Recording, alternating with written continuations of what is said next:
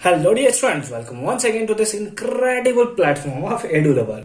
Class 10th surface area and volume exercise 13.1 के question number 8 के solution में हम लोग पहुंच चुके हैं। अगर इसे प्रीवियस वीडियो आपने अभी तक नहीं देखा है तो कंप्लीट प्लेलिस्ट का लिंक मिलेगा आपको डिस्क्रिप्शन में। क्या है क्वेश्चन नंबर 8, चलिए फटाफट से देखते हैं। फ्रॉम अ सॉलिड सिलेंडर, एक सॉलिड सिलेंडर से, तो चलिए पहले सॉलिड सिलेंडर बना लेते हैं, उसके बाद इसका ऑपरेशन करेंगे कि क्या होता है सॉलिड सिलेंडर से। तो ये रहा हमारा सॉलिड सिलेंडर, ये हो गया, ये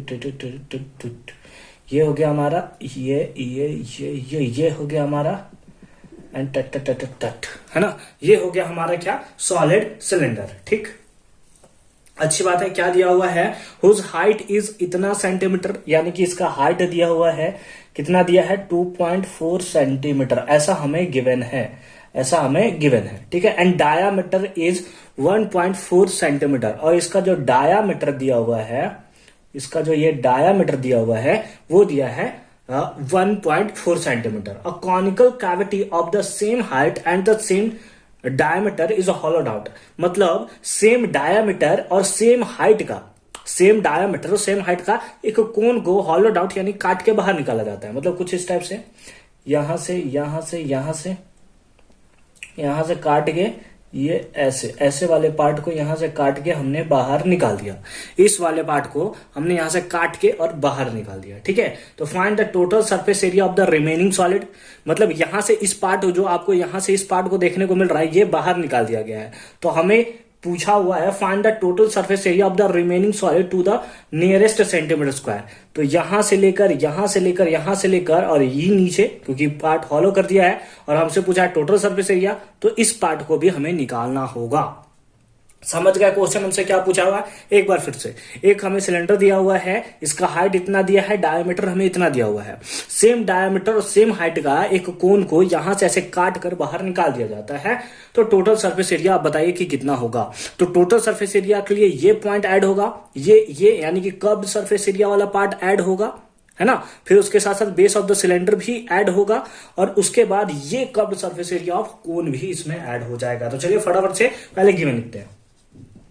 गिवन हाइट दिया हुआ है, हाइट किसका, हाइट आप कोन का भी ले सकते हो। ठीक है, पहले लिख लेते हैं। हमें गिवन दिया हुआ है, गिवन क्या दिया है, हाइट ऑफ कोन बोल सकते हैं या फिर सिलेंडर बोल सकते हैं, दोनों के लिए तो सेम ही है ना, दोनों का सेम हाइट है ना, सेम हाइट है और सेम डायमीटर भी है। तो हाइट ऑफ द कोन बोल सकते हैं equals to height of the cylinder बोल सकते हैं,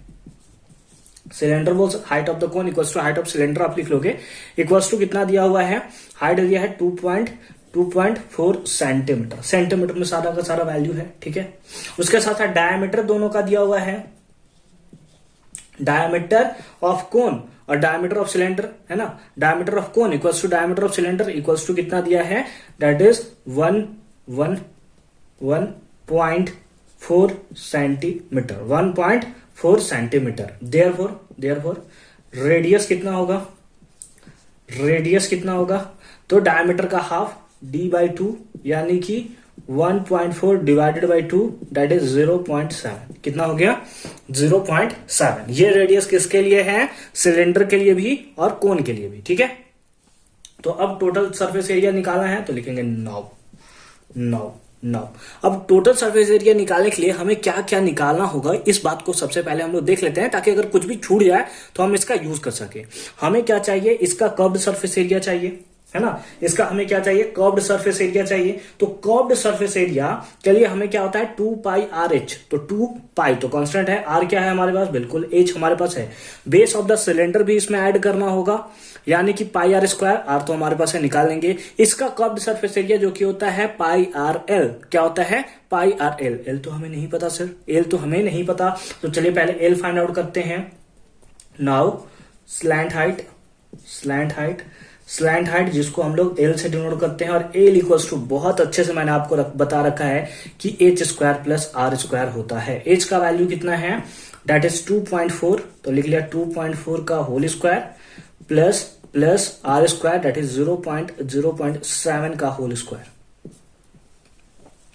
इसका वैल्यू कितना होगा, दैट इज 5.76 प्लस 0.49 6.49 और ये वैल्यू कितना आएगा, ये वैल्यू आएगा दैट इज 6.25 रूट अंडर, और इसका वैल्यू होता है दैट इज 2.5, कितना होता है 2.5 सेंटीमीटर, 2.5 सेंटीमीटर। यानी कि L का वैल्यू तो हमें देखने को मिल गया, कितना है 2.5 सेंटीमीटर। तो नाउ अब हम लोग क्या निकालना है, हम लोग को निकालना है total surface area of the remaining solid, area of remaining solid, ये कितना होगा, ये हमें वैल्यू देखने को मिलेगा that is total surface area of remaining solid क्या होगा। सबसे पहले तो कर्व्ड सरफेस एरिया, तो हमने लिख लिया curved surface area of cylinder, ठीक, प्लस इसमें हम लोग बेस एरिया को भी ऐड करेंगे, है ना। बेस एरिया ऑफ सिलेंडर भी आप लिख सकते हैं, हाँ बेस एरिया ऑफ सिलेंडर आप लिख सकते हैं, base area of cylinder plus क्या होगा कर्व्ड सरफेस एरिया, ये भी पार्ट ऐड होगा ना, क्योंकि इसको हॉलो किया गया तो यहां तो खाली होगा ना, टोटल सरफेस एरिया निकालने के लिए इसको भी ऐड करेंगे। तो हम लोग लिखेंगे curved surface area of cone. चलिए सबको ऐड करते हैं फटाफट से। Curved surface area of cylinder क्या होता है 2πRH, प्लस बेस एरिया क्या होता है πr² plus curved surface area of cone क्या होता है, curved surface area of cone होता है πRL। कुछ कॉमन देखने को मिल रहा है क्या, कुछ कॉमन देखने को मिल रहा है, बिल्कुल देखने को मिल रहा है πr, सबके लिए r भी सेम है। तो चलिए πr को हमने ले लिया कॉमन, यहाँ पे क्या बचा 2h प्लस πr तो कॉमन निकल गया तो एक r बचा, प्लस πr कॉमन निकल गया l बचा। अब पाई का वैल्यू हमसे बोला है 22/7 लेना है, इंटू आर का वैल्यू कितना है दैट इज 0.7, 2 इंटू एच का वैल्यू कितना है, एच का वैल्यू है 2.4, इसको 2 से मल्टीप्लाई कर देंगे तो हमारे पास आ जाएगा 4.8, प्लस आर का वैल्यू कितना है 0.7, प्लस एल का वैल्यू कितना आया है दैट इज 2.5। ठीक, कोई दिक्कत नहीं है। अब इसको कैंसिल करेंगे या नहीं करेंगे, कर देते हैं सर। 0.1 मल्टीप्लाई करेंगे तो हमारे पास आएगा 2.2 इंटू, ऐड कीजिए सबको ऐड कीजिए, कितना होगा ए हो गया 5.5 प्लस 2.5, 5 to 8 है ना। तो यानी कि कितना आएगा 8 हमें देखने को मिलेगा, 5 to 7 और 1 8, तो हमारे पास आ गया 8.0।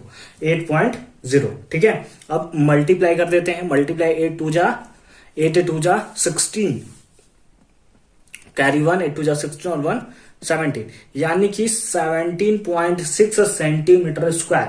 क्योंकि हमसे पूछा है क्या पूछा है कि the total surface area of the remaining solid to the nearest centimetre square. तो ये किसके नियरेस्ट है, तो आप बोल सकते हैं ये 18 सेंटीमीटर स्क्वायर के नियरेस्ट है।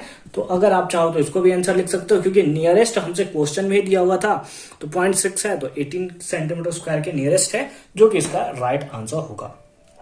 तो आई होप कि क्वेश्चन नंबर 8 भी आपको बहुत अच्छे से और क्लियरली समझ में आया होगा कि कैसे हमने इसका सॉल्यूशन किया है। मिलता है नेक्स्ट वीडियो में क्वेश्चन नंबर 9 के साथ, तब तक के लिए अच्छे से पढ़ाई करते रहिए। All the very best for your term 2।